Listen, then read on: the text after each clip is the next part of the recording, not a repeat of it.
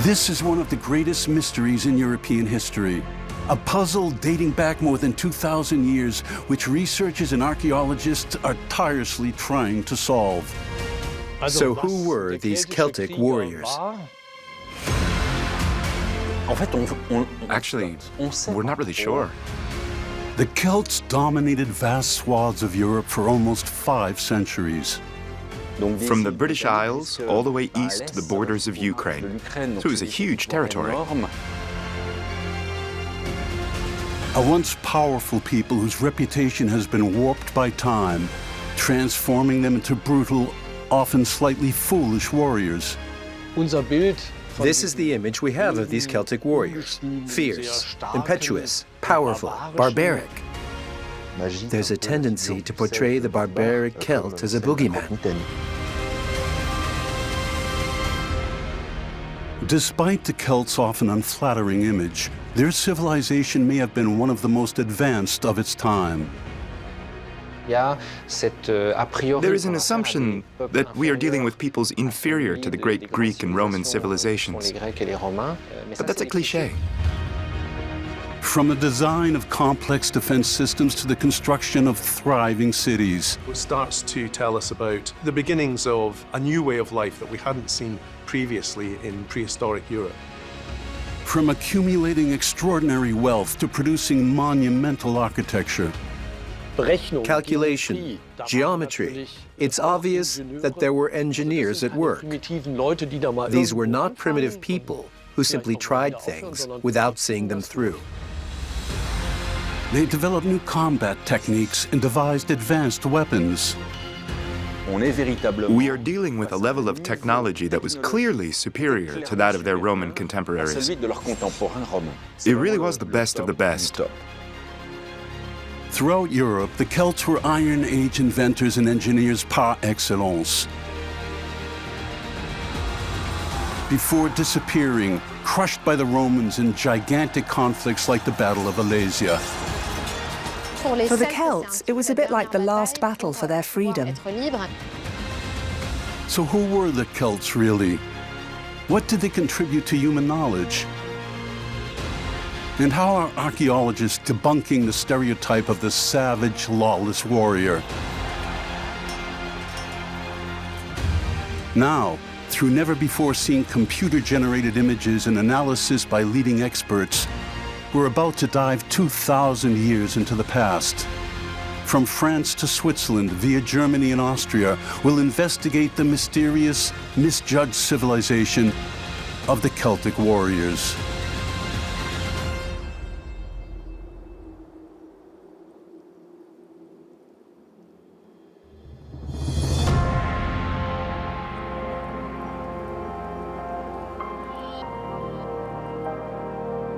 It is a legend that lives on in the breathtaking landscapes of Armorican Brittany,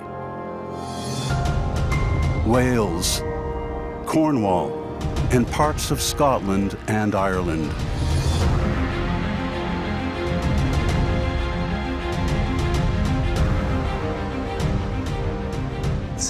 These vast territories shrouded in mist are the basis for all kinds of fantasies.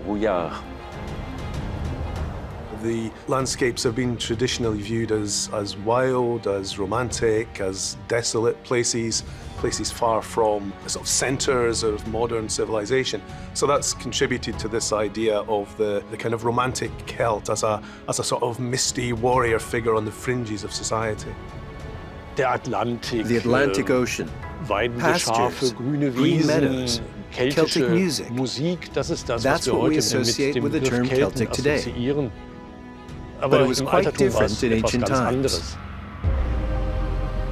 A geography consisting of enchanted mountains, mysterious rivers, and magical lakes. A world inhabited by legends that have fueled the Celtic cliché over the centuries. That of a warrior with a formidable temperament, a man of courage with a keen sense of honor, and boundless respect for ancestral traditions. All the ingredients to construct a romanticized portrait of the Celtic warrior. Literature, and above all cinema, did the rest by appropriating this image and giving it multiple faces. constructing a lasting caricature in the process. This caricature survived the ages and spread the legend into the Middle Ages and even much later, long after the disappearance of the real Celts. Are you scared, Connor? No, Cousin Dougal, I'm not. Don't talk nonsense, man. I peed my kilt the first time I went into battle. That of the immortal Connor MacLeod in 1986 in Highlander. Or the rebel William Wallace in 1995 in Braveheart.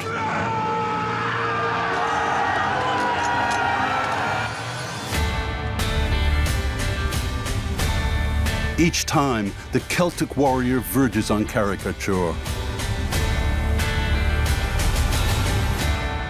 Some of the cliches associated with the warrior are that he fights in a disorganized manner and takes reckless risks. His unpredictable nature makes him a somewhat worrying opponent for the Greek or Roman armies.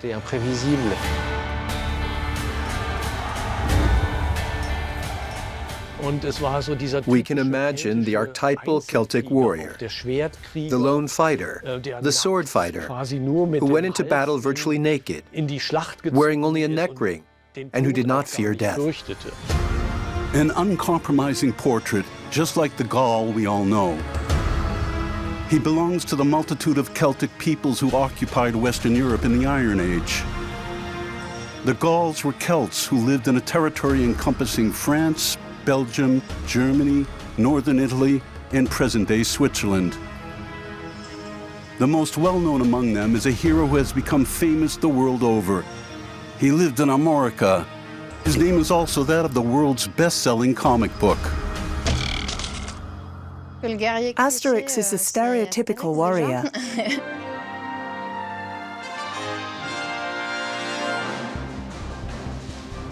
Archaeologists grow up with comic books like anybody else, so inevitably that feeds into this idea that that the Celts are these, hard-drinking warrior figures, brave, but maybe not so clever as they might be. A warrior can fight half naked, without necessarily using weapons. Long hair, braids, a very long moustache, a slightly shaggy beard. An impetuous, undisciplined warrior, courageous, but actually rather reckless, a little scatterbrained. Rapporte Idéfix. Allez, mon chien, rapporte. Là. Je lui apprends à rapporter des menhirs, Astérix.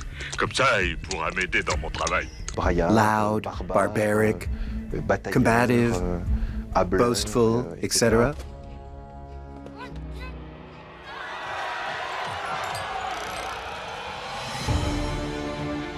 In the collective imagination, the Celt also resembles another iconic caricature, reinforced by the many mysteries surrounding it, that of the druid.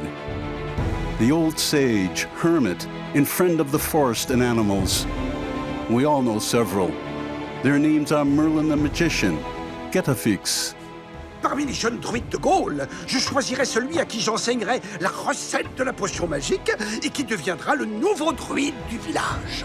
Or another Merlin, the one from Camelot. Dépêchez-vous, Merlin, bon sang. Mais qui c'est, Steve? Un gars avec une barbe et un bâton, je suis sûr que c'est un enchanteur. Mais qu'est-ce que vous voulez que j'y fasse, moi? Il faut que vous veniez à la salle du trône pour protéger le roi Arthur, au cas où ça dérape. Vous rigolez? Si c'est un enchanteur, j'y fous pas les pieds, moi. The cliché is persistent, especially as the Celtic peoples left no written records for the historians who have studied them. The Celts themselves had virtually no use for writing in ancient times. There is evidence to suggest that the Druids were literate, but there were no written records left by the Celts themselves. It was a conscious decision on the part of these populations not to write down their history. Instead, they passed on their history orally. As a result, the only sources of information about the Celts from ancient times are those left by their enemies, foremost among them the Romans, with Caesar's account commentaries on the Gallic War. Julius Caesar is one of our principal sources on Celtic life. He was conquering the Celts, he was fighting them. inevitably, it was warriors that he met and warriors that he dealt with and warriors that he fought. So inevitably, that becomes a big part of how we've come to think about the Celtic world. It was partly war propaganda, but it was also a means of portraying the enemy as particularly primitive, barbaric, and culturally rudimentary. The Greek enemies also contributed to the creation of the Celtic cliché. The same applies to the descriptions of Celtic warriors by Posidonius and Strabo, according to whom they fought duels for the best pieces of meat at feasts and drank from the skulls of their enemies. These accounts do not really show the Celts in a favorable light. They tend to belittle them, putting them on a par with all the other barbarians of antiquity. Barbarians. This unflattering term was used by the Greeks, then by the Romans, to describe all people who were foreign to their civilizations, so painting an incomplete and caricatural picture of the Celts. How was that record set straight? The world would have to wait until the 19th century and the first large-scale archaeological excavations. Thanks to the findings, historians began to investigate one of antiquity's greatest mysteries, the true identity of the Celtic civilization, which had been completely forgotten for almost 2 millennia. What kind of fighters were the Celts really? To smash the cliché and start our investigation, we had to go fishing. A miraculous catch was made in Lake Neuchâtel, Switzerland, at the end of the 19th century by a fisherman who was searching the lake's waters on behalf of an antique dealer. This fisherman began dredging the mud, and with a pair of pliers and a boat hook, pulled out a number of objects, around 40 in all, in just a few hours. The waters of the lake yielded a veritable treasure trove in record time. The significance of this discovery was such that all archaeologists of the time rushed to Switzerland to search the site. They recovered an incredible haul from the lake, buried for over 2,000 years.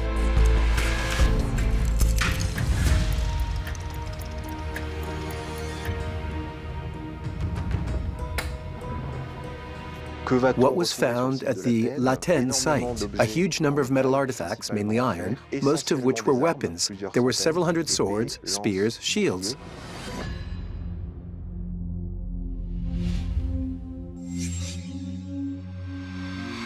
They also found tableware, tools, as well as a good number of animal skeletal remains, mainly horse bones, and human skeletal remains. A whole series of items, a bit as if part of an army had been taken and then deposited in small pieces on a riverbed.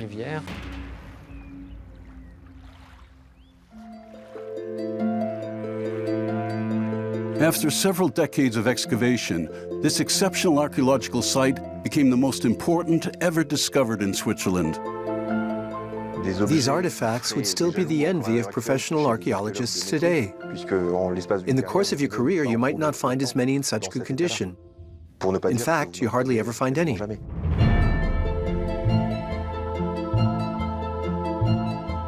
An impressive number of weapons were recovered from the lake.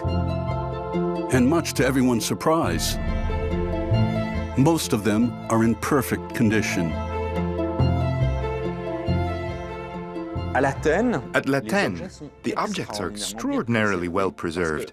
This is because, in the wet sediment, underwater, not exposed to air, the iron has not rusted. The objects look almost new, and that is totally unheard of. The weapons from La Tène and their incredible state of preservation speak for themselves. They demonstrate one thing: the people who made them mastered fire. Celtic blacksmiths created true works of art. These weapons are marvels of metallurgy. We are truly looking at a level of technology that was clearly superior to that of their Roman counterparts, their Roman contemporaries. There is evidence of real expertise. This contrasts with the image of the savage barbarian, incapable of anything, which is sometimes conveyed in texts. There are even craftsmen today who wonder how Celtic metalworkers managed to make such objects. Their level of skill matches that of Japanese sword makers. So it's really the best of the best. With these ultra-sophisticated manufacturing techniques, the Celts attained an unprecedented level of skill in the arts of fire. This miraculous find has reignited the investigation into their way of life. Why were so many weapons and objects dating back over 2,000 years found here, perfectly preserved in the mud of this shallow lake? The answer is chilling. In our opinion, it was a monument commemorating a battle that may have taken place nearby. A monument where not only hundreds of weapons were displayed, but also the corpses of dead warriors dressed in their military equipment. It is quite shocking when you think about it. It is estimated that there could have been as many as 200 corpses fixed to a wooden structure right there on the side of the road, so to speak. A macabre trophy that would not have been built at random. Its location at this precise spot on the edge of the lake proves one thing. This site likely had a symbolic significance for the Celts. The Tène site itself is located in a bottleneck between the foothills of the Jura and Lake Neuchâtel, so a small strip of land only a few kilometers wide. It's possible the site was chosen because it was on the edge of a territory, and also because it was a strategic location through which all the people in the region passed.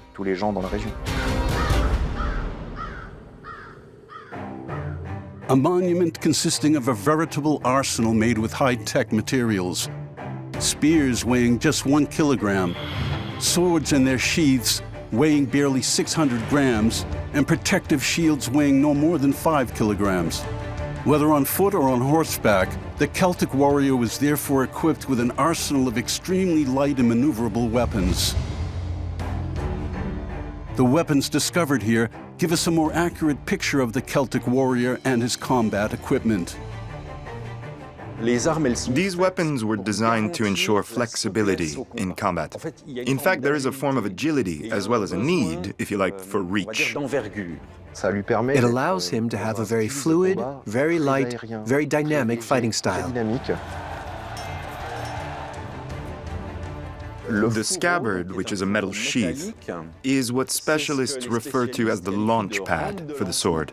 In other words, when the sword is drawn from its scabbard, everything is so well designed and manufactured that when the sword is pulled out, it increases the speed at which it comes out. So obviously, everything has to be calculated down to the millimeter. Thanks to extensive research and the study of their manufacture, specialists will be able to shed light on the weapons found at Tène. The Greeks and Romans fought in an extremely static manner, in very tight formations, whereas the Gallic warrior had much broader and much swifter movements.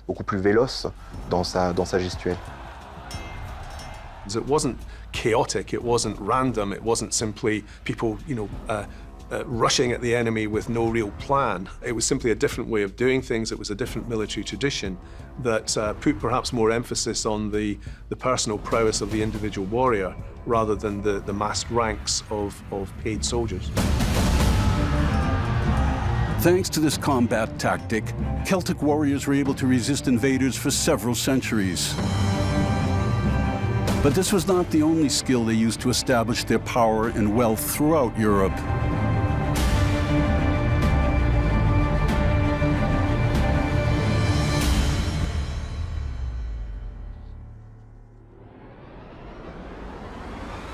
To advance the investigation and understand who the real Celts were, we must continue our inquiries where their saga began. Welcome to Hallstatt, Austria. It is here, in the heart of Europe, that archaeologists believe they have found the earliest traces of the Celtic culture, which would dominate the entire continent for almost 1,000 years.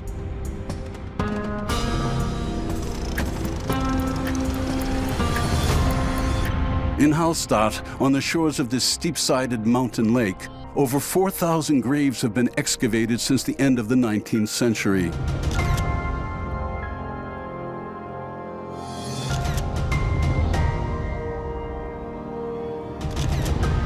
These graves have yielded a veritable treasure trove, almost 20,000 objects in all.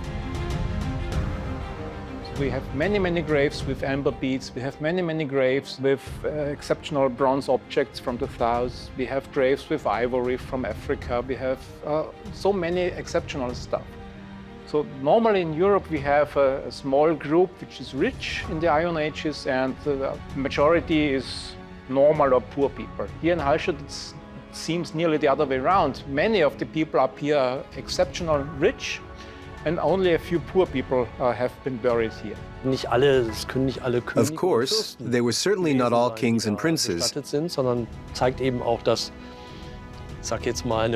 it shows that a large part of the population was really well off.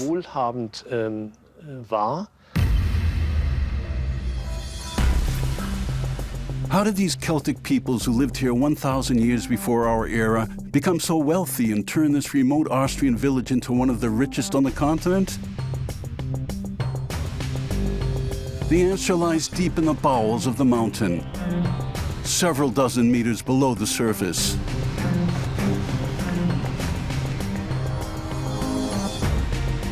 This is the world's oldest salt mine. It is here that archaeologists are searching for the slightest clues in an attempt to better understand the early Celts who worked here over 2,500 years ago. The good thing with the salt is that everything the miners left behind thousands of years ago is perfectly preserved.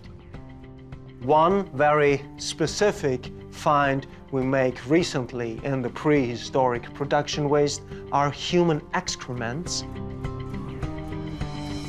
These excrements give us the information of a daily dish. It's a stew made of millet, beans and barley with meat. Even more, we can see in the sediment DNA traces of beer production, for instance, traces of blue cheese consumptions. These clues provide further evidence of the wealth of these early Celts. And the Hallstatt salt mine holds many other secrets, as the field of investigation is vast. It is a gigantic 4-kilometer network of tunnels extending over 200 meters underground. Each tunnel connects huge extraction chambers, some of which are 300 meters long, 20 meters high, and 30 meters wide. Big enough to house an 8-story building. The amount of engineering that went into the construction of the mines in terms of staircases, roofs, props to keep everything safe and secure would have been perhaps even more of a challenge than digging out the salt itself. It's obvious that there were engineers at work, people who really knew the mechanics of mining. The evidence points in many cases to knowledge of geology, knowledge of ventilation of the mines, getting the fresh air down, but also the ability to get all the needed resources for the salt mining here, but and also the trade network to get the salt to the markets. A colossal task that enabled these early Celtic peoples to amass the extraordinary treasure found in their tombs. The white gold of Hallstatt established the power of this community of miners. If you have salt, you can preserve food, you can create a surplus. You can trade that surplus. So in terms of building a complex society, salt and preserving food becomes a really important element. So if you can control a major source of supply of salt, then you have the opportunity to build pretty substantial wealth. Prehistoric man was already harvesting precious salt from this mine almost 7,000 years ago. Thanks to their determined efforts, the Celtic peoples of the Iron Age continued mining here for several centuries. This extraordinary mine was dug by hand at an average speed of 1 meter a month.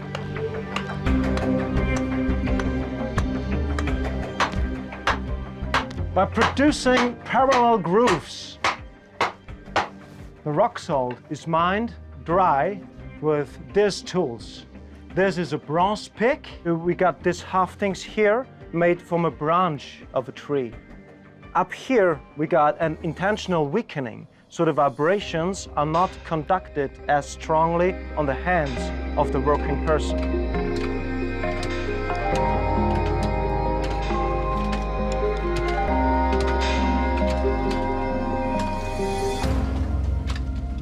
The whole ceiling is covered with prehistoric working traces from 2,700 years before today. The Celtic miners extracted 1.5 tons of the precious deposit every day. It was an almost industrial scale production. Hallstatt is, of course, a striking example. If only to show that this cliché of the Celts as a primitive, disorganized people, without long-term vision or technical understanding, is complete nonsense. Thanks to this white gold, the early Celts prospered and began their conquest of the western part of the continent. In the process, they demonstrated another hidden talent: exceptional building skills.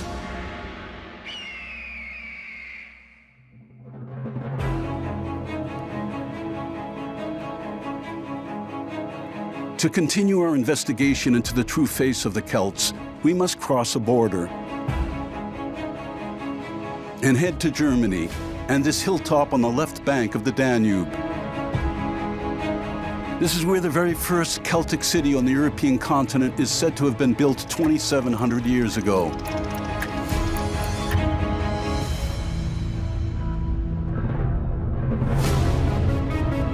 A city that resembled those we know today, with a center, suburbs, and neatly aligned streets. Wir haben hier eine große Siedlung. It was a large city in the 6th century BCE.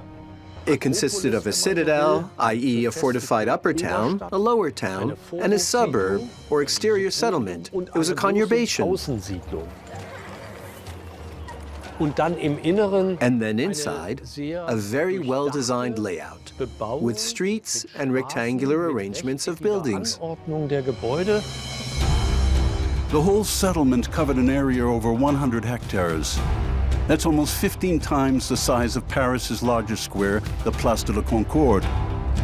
At Heuneberg, the Celts built a real city with all the trappings.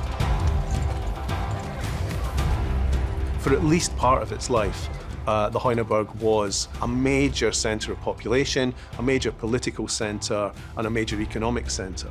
And when you add those things together, that's a city. It would have had several thousand inhabitants. At the time, Athens had perhaps 10,000 to 15,000 inhabitants.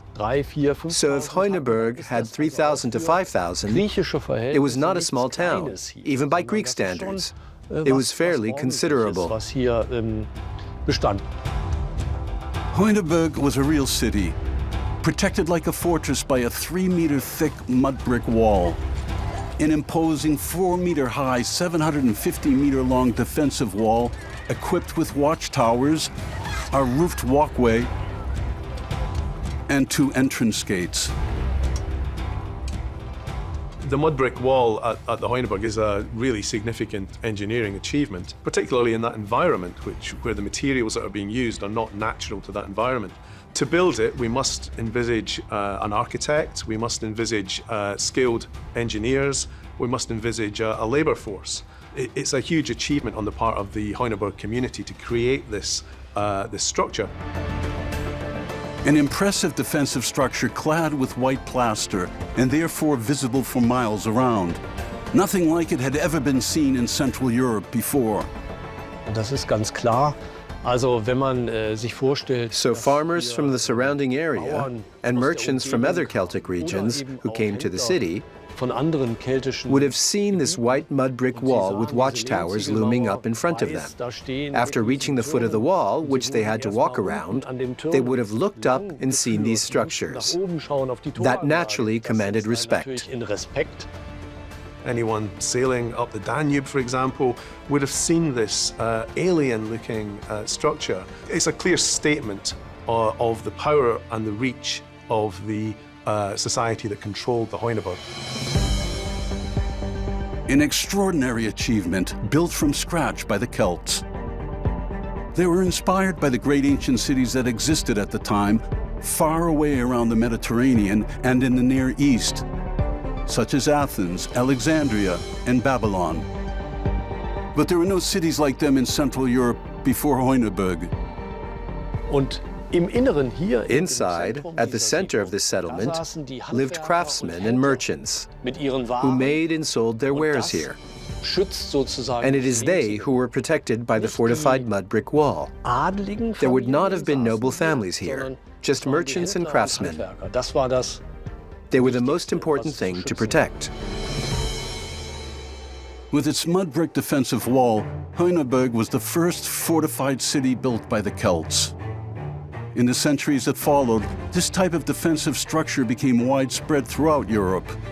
Such fortifications were designed to counter the growing threat from Rome, which increased steadily from the 3rd century BCE onwards, and became overwhelming with the creation of the Roman Empire in 27 BCE. The expansion of Rome, the proximity of Rome, creates major destabilizing difficulties, partly because the Roman presence gives huge potential now for trade and accumulation of wealth. One of the key products that Rome is seeking is slaves. So you have a situation created where it's now in the interests of local warlords, for example, to set up bands of warriors who may raid neighboring groups, who may take captives and sell them on to the Roman world. It seems to force communities to build these major defended hilltop centers. So even before Rome invades, even before Rome takes over, it has a massive destabilizing impact on indigenous Celtic societies. And that's not all. To appreciate the genius of the Celts who built the citadel of Heuneburg, you have to travel through the German countryside. Just 9 kilometers northwest of Heuneburg as the crow flies, the forest and time have covered everything over. No visible traces remain of the incredible masterpiece the Celts built here over 2,600 years ago.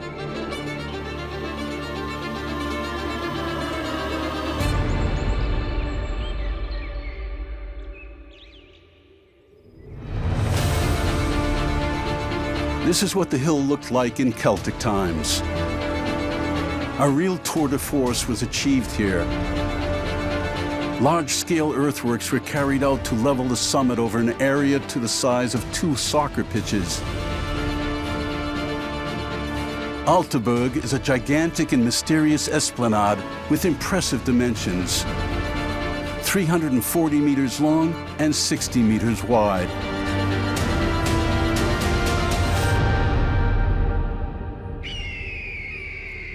The whole thing is a mystery, and it can be described as a work of art because it is far too complex for a fortification. And it is not a particularly suitable place for defense either, because there's no water at the top. It's impossible to dig wells here. So the structure as a whole is a work of art. Man created this monument from a mountain peak, this gigantic monument. And the question is, what function did it serve?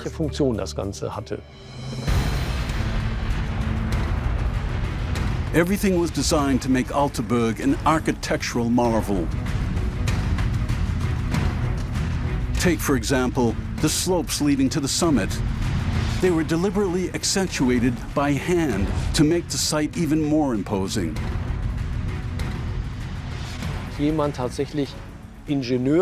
Someone must have actually drawn up plans like an engineer. You have to be able to take measurements to calculate the volumes, i.e. how much stone has to be removed, how much earth has to be moved, as well as ensure that the whole thing is level. So it's a real engineering feat.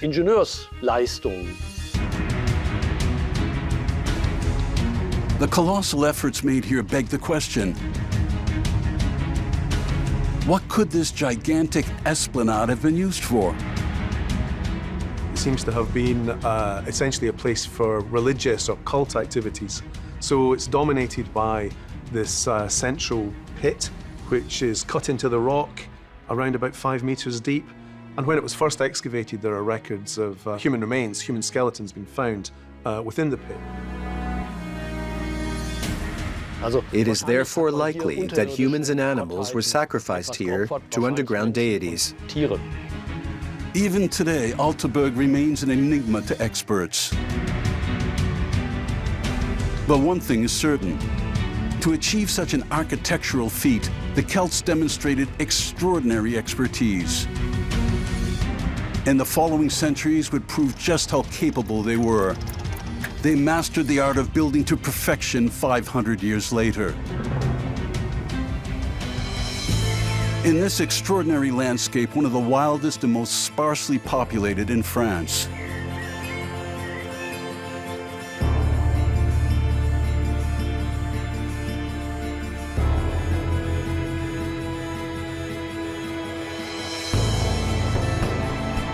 Here, at 800 meters above sea level, archaeologists have discovered a capital hidden beneath the vegetation.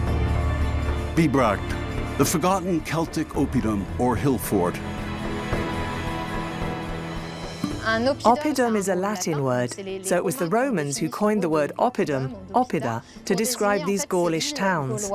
They were frequently built on high ground, and above all, they were fortified towns. This was the case with Bibracte, which was built on the summit of Mount Bibracte. It offers an unobstructed 360-degree view with the surrounding area. So it's a site that can be seen from far away and from which you can see a very long distance. An exceptional location the size of 100 soccer pitches. It was occupied by the Édouins, one of the Gaulish tribes that made up the nebulous European Celts. At the height of its power, Bibracte had almost 10,000 inhabitants. At Bibracte, it's very clear. There is a large part of the site given over to a whole series of different types of workshops with potters, metalworkers, glassmakers, and people who mint coins. In these neighborhoods, there weren't just 2 or 3 workshops, but dozens or even hundreds. So it was evidently a very, very important economy. In terms of architecture too, we often imagine these Gauls living in huts deep in the forest. But thanks to archaeology, that image is a thing of the past. They were capable of constructing huge buildings, buildings made of stone and wood. To protect this unique wealth, this Celtic hill fort was surrounded by a gigantic 5.5-kilometer-long outer wall. With the construction of this fortification, the Celts seem to have reached the peak of their art at Bibracte.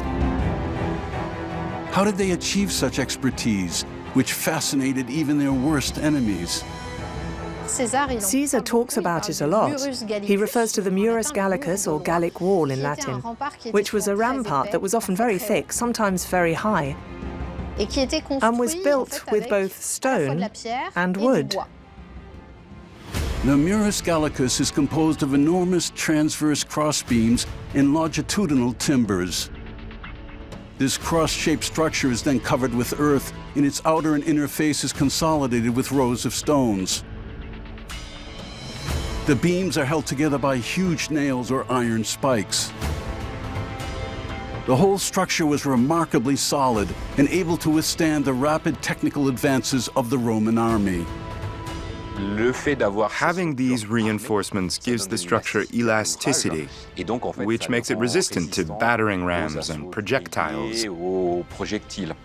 What's more, the fact that it has an earth filling and a stone facing makes the structure difficult to set on fire and burn down. How did the builders of Bibracte create such a masterpiece?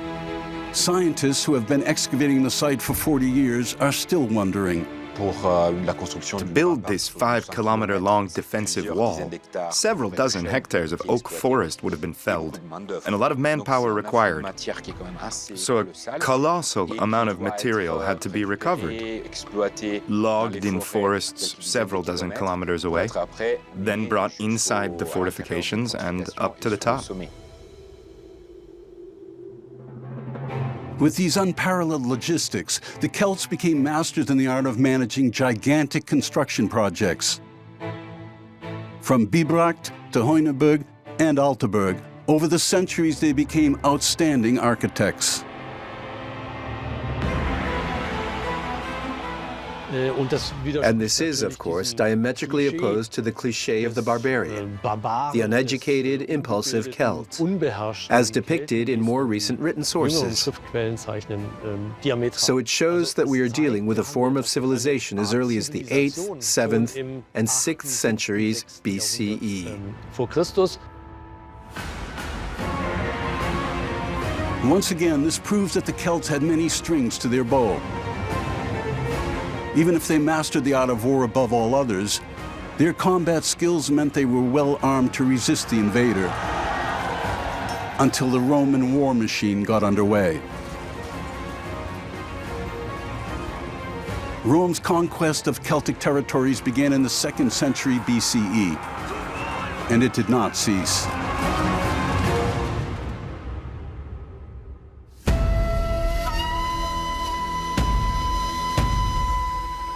Imagine a huge battlefield in the middle of the tranquil, rolling countryside of southern Burgundy.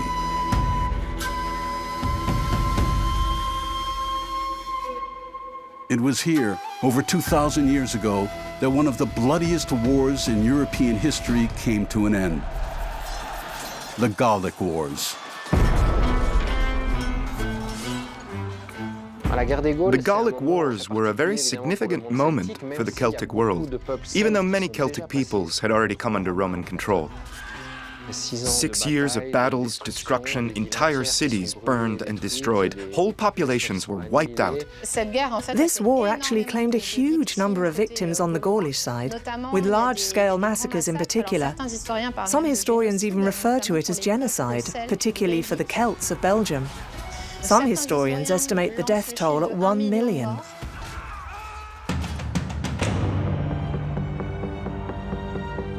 The final battle of this ultra-violent war took place at the foot of this hill in 52 BCE.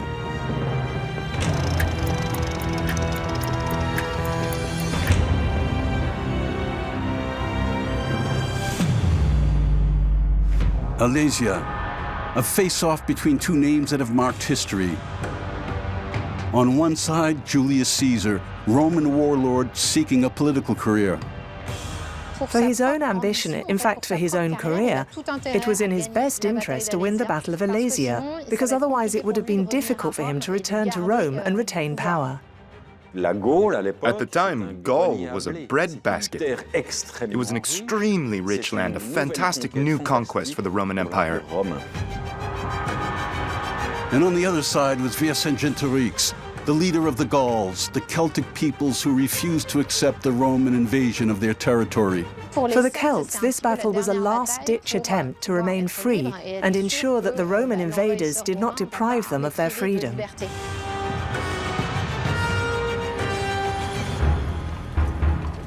Vercingetorix's Celtic troops entrenched themselves at the top of Mount Auxois to fight the final battle.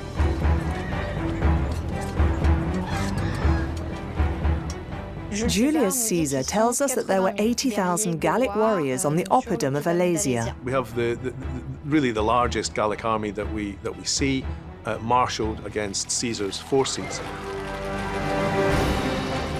At the foot of the oppidum, Caesar surrounded the Celtic troops. The siege of Alesia was underway. It's not very clear whether he had 10 or 12 legions. In any case, he tells us that there were 45 to 50,000 legionnaires. Vercingetorix knew he would have to hold out against the siege. He would certainly have taken stock of his provisions very quickly, and according to Caesar, they had a month's worth of wheat, enough to eat for a month. A clash of titans was in the offing. From the start of the siege, Caesar put his troops to work, and they acted like true experts in military architecture. The Roman legionnaires built two huge fortification lines around Mount Auxois. The first was to isolate the town and Vercingetorix's troops, who had barricaded themselves inside. It was 15 kilometers long, a colossal structure topped with a 4-meter-high palisade and guarded by watchtowers every 23 meters.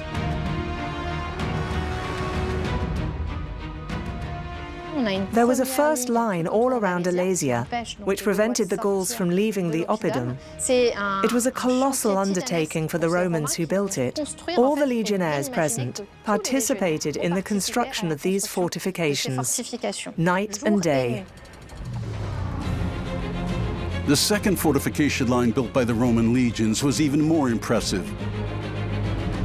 It was 22 kilometers long and designed to protect the Romans from external attacks by Celtic troops coming to the aid of Vercingetorix and his men.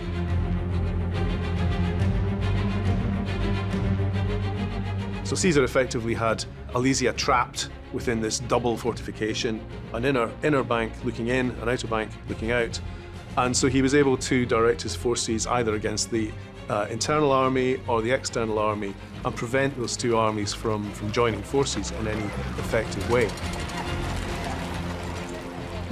So it was an enormous structure, almost encircling Paris. The Gauls and Vercingetorix, who were in the oppidum of Alesia, could see the Roman fortifications being built slowly but surely around them. And so they certainly saw the noose beginning to tighten around them. Caught in this trap, Vercingetorix knew he could not escape on his own. So he decided to go for broke and sent his horsemen to seek help. Vercingetorix wanted them to fetch as many warriors as possible from the Gallic tribes allied with him. So his horsemen set off during the night to seek help, and Vercingetorix waited for this relief army. The Celtic relief army arrived on the scene 2 months later and attacked the Roman legions from behind. According to Caesar, there were almost 250,000 men in all. They clearly outnumbered the Romans. But this does not appear to have been enough to intimidate the Roman warlord, who personally took part in the battle. Caesar describes a very difficult battle for the Romans and Gauls alike. In the end, he called in German reinforcements, and his lieutenant Labienus, who was also on site, provided backup too. The relief army suffered heavy losses and eventually turned back and retreated. If the relief army had not taken so long to arrive, we might have had a slightly more balanced situation that could have put him in difficulty. But it is difficult to know because the only account we have of this moment is Caesar's. Perhaps it was to give himself a bit of a heroic status at the end of this war that he exaggerated the relief army's numbers. Vercingetorix then decided to lay down his arms. Caesar pulled off an incredible feat. He won the final battle of the Gallic Wars and extended the Roman Republic's borders to the shores of the Atlantic, the North Sea, and the Rhine. The big catastrophic event, really, for the sort of independent Celtic-speaking world is Caesar's annexation of Gaul, following almost a decade of devastating warfare. And after the Gallic War, after 50 BC, we really don't see an independent Celtic culture developing any further in that part of continental Europe. With Alesia and the expansion of the Republic and then of the Roman Empire, the end of the 1st century BCE saw the collapse of the Celtic world. A large number of Celts gradually adopted the identity and culture of the Roman occupiers. This was particularly true in Gaul, which was entirely occupied. It wasn't colonization. Few Romans actually settled in Gaul. The change really came from the Gallic elites themselves, who, under Roman control, gained a whole series of advantages. So it was really a transformation from within, which took place over 2 or 3 generations. Elsewhere in Europe, the Celtic world retreated in the face of the Roman steamroller. Only a few pockets of resistance remained. A whole part of the Germanic world did not adhere to this ideal at all and remained very, very resistant to Roman integration. So we saw the gradual establishment of what the Romans called the limes, a border with physical barriers, walls, and watchtowers, which separated the Romanized Celtic world from the Germanic world that kept its distance. In the year 43, it was Britain's turn to come under Roman control and become part of the vast empire. Carries on really only in the areas beyond the boundaries of the Roman Empire. So in Scotland, for example, same Celtic-speaking communities carry on for almost 1,000 years until the Vikings really arrive and things begin to change. In Ireland, you could argue that there really is no end to the Celtic world. It simply evolves and changes really until the medieval period and the domination of England over Ireland. But really it's the impact of Rome which is the crucial factor across most of the continent.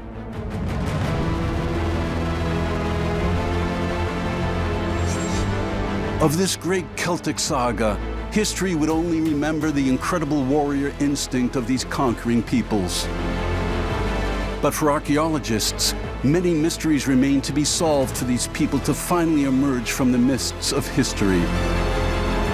The search for this forgotten civilization has only just begun.